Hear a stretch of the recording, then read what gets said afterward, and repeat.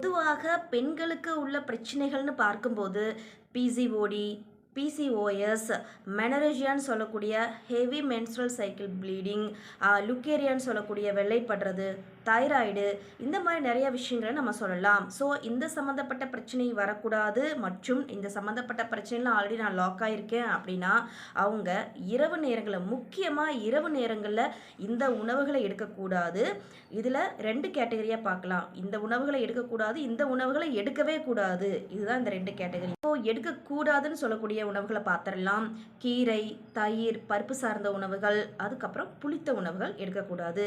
இப்போது எடுக்கவே கூடாதுன்னு சொல்லக்கூடிய உணவுகள் என்னென்னு பார்க்கும்போது அசைவ உணவுகள், மைதா சம்மந்தப்பட்ட உணவுகள், வெளி உணவுகள், அதாவது ஹோட்டல் ஃபுட்ஸு. இப்போ நான் மேலே சொன்ன நோய்களுக்கு மட்டும் இந்த உணவுகளை ஃபாலோ பண்ணுமா அப்படின்னு கேட்டிங்கன்னா அப்படி கிடையாது. ஐயுஎஃப், ஐவிஎஃப் ட்ரை பண்ணுறவங்களும் இந்த உணவு முறையை ஃபாலோ பண்ணாங்க அப்படின்னா அவங்களுக்கு நல்ல ரிசல்ட் கிடைக்கும். Stay healthy.